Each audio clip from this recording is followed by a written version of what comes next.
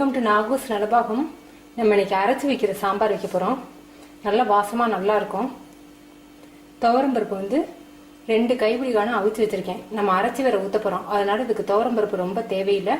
2 கைப்பிடி காணம் நான் வந்து மஞ்சத்தூளும் கொஞ்சமாக வெந்தயமும் போட்டு 2 பிஞ்ச் அளவுக்கு வெந்தயம் போட்டு வேக வச்சு வச்சுருக்கேன். வெந்தயம் போடுறதுக்கு காரணம் உடம்புக்கு குளிர்ச்சி ஒன்று, 2வது பருப்பு ரொம்ப நேரத்துக்கு கெட்டு போகாமல், அதாவது சாம்பார் ரொம்ப நேரத்துக்கு கெட்டு போகாமல் பாதுகாக்கும். பருப்பு கொஞ்சம் எக்ஸஸாக இருந்தால் கூட நீங்கள் ஃப்ரிட்ஜில் எடுத்து வச்சு மறுநாள் யூஸ் பண்ணிக்கலாம். வெந்தயம் போட்டால் கெட்டு போகாது. பாதி உருளைக்கிழங்கு பாதி கத்திரிக்காய். அரைச்சி வச்ச சாம்பாருக்கு காய்கறி போடாமல் வெறும் வெங்காயம் தக்காளி போட்டு வைக்கலாம். ஆனால் காய்கறி போட்டிங்கன்னா அந்த காய்கறி வாசம் நல்லா இருக்கும். முருங்கைக்காய் எல்லாம் சாம்பார் வந்து அந்த வாசத்தோடு நல்லா இருக்கும். அதனால கொஞ்சமாக காய் சேர்த்துக்கலாம். பாதி கத்திரிக்காயும் பாதி உருளைக்கிழங்கும் தண்ணியில் நறுக்கி போட்டு வச்சிருக்கேன், கருத்து போயிருங்கிறதுக்காக. முருங்கைக்காய் ஒரு 6 பீஸ், கேரட்டு பாதி, தக்காளி ஒரு பழம், சின்ன வெங்காயம்.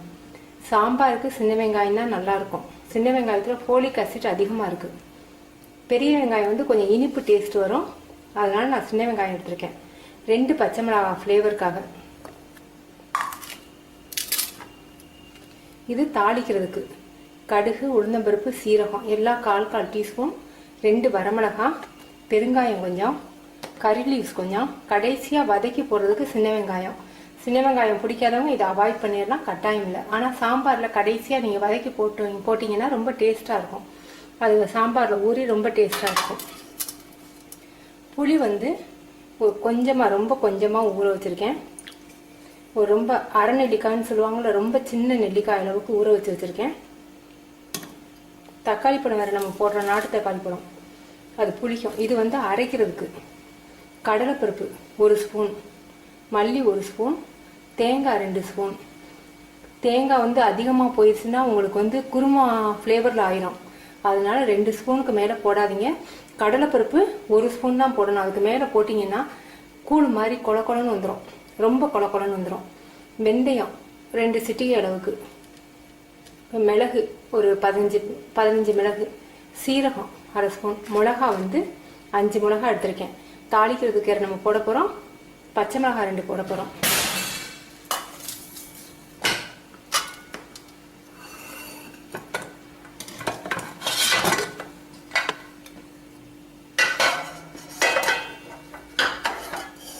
இப்போ காய்கறி எல்லாம் வேக வச்சிருக்கோம். சாம்பார் வந்து நம்ம கடைசியாக தாளிச்சா தான் டேஸ்ட் ரொம்ப நல்லாயிருக்கும், வாசம் நல்லாயிருக்கும். எல்லா காய்கறியும் சேர்த்துக்குவோம். பருப்பு,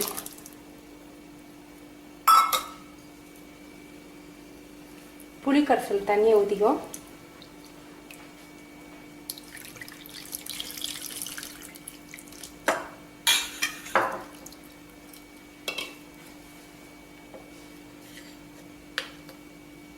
உப்பு தேவையான அளவுக்கு. இது இப்போ இருக்கட்டும். நம்ம வறுத்து நுணுக்கிறதையும் காமிச்சிடுறேன். 1/2 ஸ்பூன் ஆயில் போட்டால் போதும்.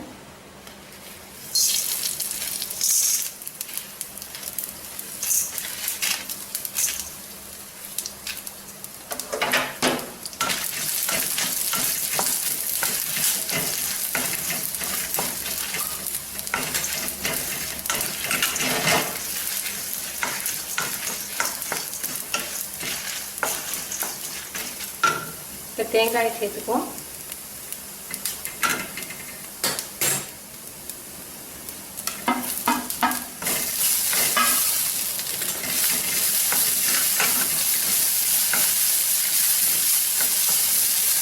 இதை நல்லா நைஸாக பேஸ்ட் மாதிரி தண்ணி ஊற்றி அரைச்சிக்கிட்டுருங்க.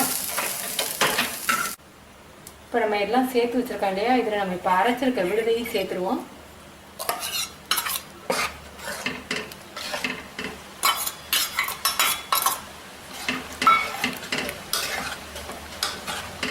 இப்போ குக்கரில் மூடி ஒரு சவுண்டுக்கு வச்சுருவோம்.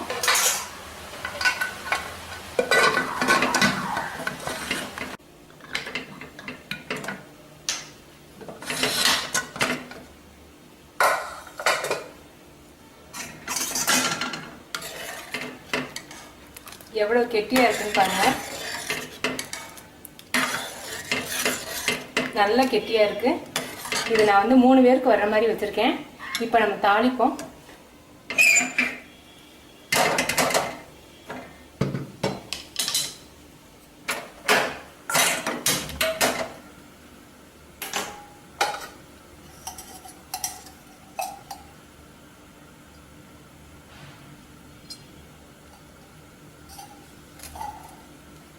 ஆயில் 1 ஸ்பூன் இருக்கிற அளவுக்கு ஊற்றிக்கினா போதும். கடைசியாக நம்ம வந்து நெய் கொஞ்சம் ஊற்றினா ரொம்ப டேஸ்டாக இருக்கும்.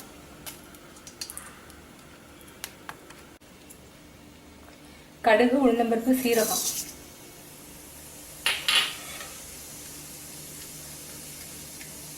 வரமிளகாய் 2, பெருங்காயம்,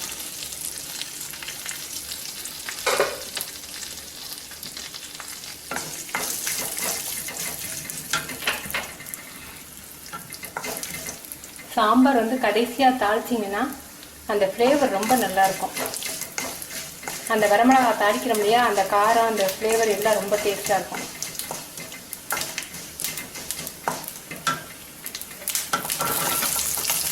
வெங்காயம் வந்து நீங்கள் இஷ்டப்பட்டால் போட்டுக்கலாம். நல்லா வதக்கிட்டிங்கன்னா அந்த சாம்பாரில் ஊறி அந்த வெங்காயம் சாப்பிடும்போது ரொம்ப டேஸ்ட்டாக இருக்கும். நல்லா வதங்கட்டும்.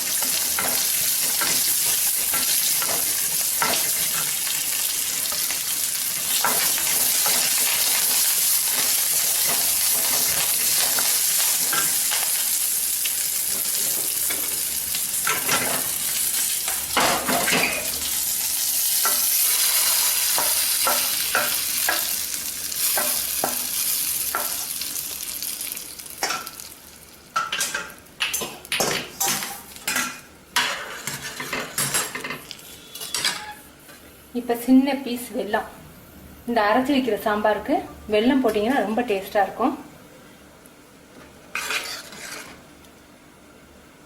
சூப்பரான சாம்பார் ரெடி ஆயிடுச்சு. இப்போ நெய் கொஞ்சம் ஊற்றிடுவோம்.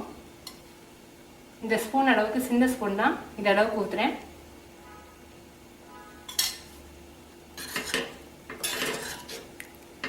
சூப்பராக இருக்குது. நீங்கள் செஞ்சு பார்த்துட்டு உங்கள் கமெண்ட்ஸ் எனக்கு சொல்லுங்கள். தேங்க்யூ.